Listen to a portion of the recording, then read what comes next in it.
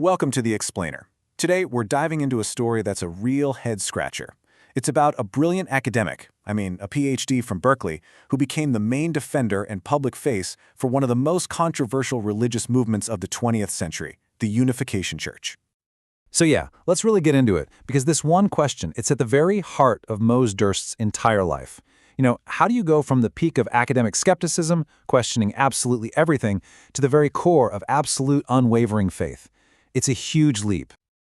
Just look at these two sides of the same coin. On one hand, you've got the scholar. We're talking a respected English professor, right? His whole world is critical thinking, trained at these elite universities. But then, on the other hand, you have the shepherd, the guy who's president of Reverend Sun Myung Moon's church in San Francisco, passionately defending this new messianic vision. Moses Durst somehow lived as both of these people at once, and his story is really about how these two completely opposite identities merged into one. All right, so first up, the scholar and the shepherd. And, a story like this couldn't have happened just anywhere. To really understand it, you have to picture the scene.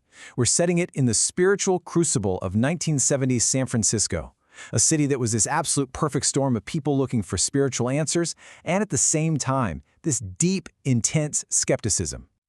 And that's really where the fascinating friction is, right? In a city that was basically the world's capital of counterculture and do-your-own-thing individualism, he stood up and represented a movement that was all about disciplined communal faith. It's the exact opposite. Yet it was right there that Mose Durst became this incredibly articulate, persuasive voice for a movement built on structure, living together, and total commitment to a single leader. Okay, section 2. A mind seeking meaning. So, how did he get there? What was the path that took him from intellectual rigor to this deep spiritual hunger? Let's trace how a mind that was trained to take everything apart somehow found a belief system strong enough to build his whole life on. Look at this academic trajectory. His resume was absolutely top-notch. First Columbia, then he gets his PhD in English from Berkeley, and this is during the late 60s, the absolute peak of the counterculture and the anti-war protests. So he wasn't just some observer of the intellectual and social revolution of the time, he was swimming right in the middle of it. But here's the thing. Even with all that academic success, something just wasn't clicking. The source material calls it a subtle disquiet, this feeling that all the academic or political solutions, they just felt short. They couldn't touch humanity's deeper spiritual questions. He was looking for what he called a unifying principle, something that could make sense of why the world felt so broken and why people felt so disconnected. So, part 3, finding a unifying principle. Let's dig into how this skeptical academic became a devoted believer. How did this intellectual seeker find his answer in a place that, let's be honest, he and probably everyone who knew him never, ever would have expected? And look, his conversion wasn't some sudden lightning strike. It was a process. And true to his academic training, he first went at the church's main text, the divine principle, like a total skeptic. He was trying to pick it apart, dismantle its arguments. But instead of finding holes, he found this incredibly comprehensive system that seemed to explain, everything.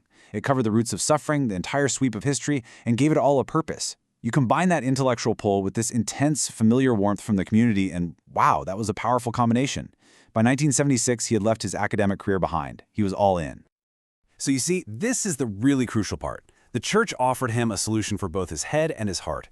For his intellect, it gave him that unifying principle he'd been looking for, this coherent theological system that answered all those big existential questions. And then for his emotional side, it gave him this intense, familial atmosphere, a real sense of shared purpose that was just worlds away from the cool detachment of the academic world. Next up, number 4, leading in the lion's den. Because almost right after he joined, Durst's talents were put to the test in the skeptical heart of San Francisco.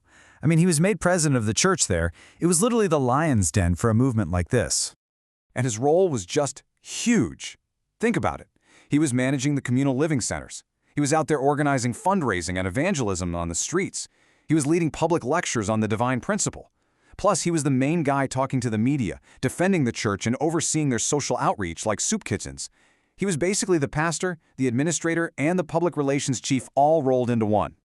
And of course, he was facing major controversy. For instance, one of the biggest accusations was about deceptive fundraising. You had members asking for donations without always saying they were from the church, and critics jumped all over that. But Durst's defense? He argued it wasn't about deception. He framed it as a form of spiritual discipline, something that was necessary for the group to be self-sufficient and that taught members humility. But the biggest accusation, the one that really stuck, was brainwashing. Families and critics claimed the church was using mind control. So how did Durst defend against that? Well, his defense was basically himself. He would point to educated members like him, and the argument was simple. Look at me. I'm a Berkeley PhD. How could this be brainwashing? He presented his own story as the ultimate proof of voluntary conversion, of a free and intellectual choice. All right, final section, an unyielding voice of faith. Because Durst's influence grew way beyond San Francisco, he became one of the key voices shaping the church's message and its entire legacy, especially in the West. And you really saw this when the church faced its greatest crisis. In 1982, Reverend Moon was convicted of tax evasion and sent to prison. Durst was right there at the forefront, fiercely defending him. He framed the whole thing not as a legal issue, but as an act of religious persecution. He argued that the U.S. government was deliberately targeting a minority faith it didn't like. And this is really where you see his key role in action. In his book, To Bigotry, No Sanction, and in countless lectures, he articulated the divine principle. He basically translated this complex theology for a Western audience. He explained concepts like the spiritual fall of man being caused by illicit love. He argued that Jesus' mission was actually incomplete, which meant a second coming was necessary. He championed the idea of the true family and the mass weddings as the solution to all of society's problems. And in the end, he promoted this grand vision of a unified world beyond race, nation, or religion. For him, these weren't just some abstract theories. This was it. This was the answer. And that brings us right back to where we started, to that big question. Was his intellect co-opted, or did it find its ultimate purpose? The story of Mosen Durst doesn't give us any easy answers. Was he a brilliant mind who was captured by a controversial movement? Or was he a genuine seeker who truly found the ultimate purpose for his intellect, using it to serve a faith he believed could literally save the world? It's a paradox, and it really makes you think about the nature of faith, intellect, and conviction.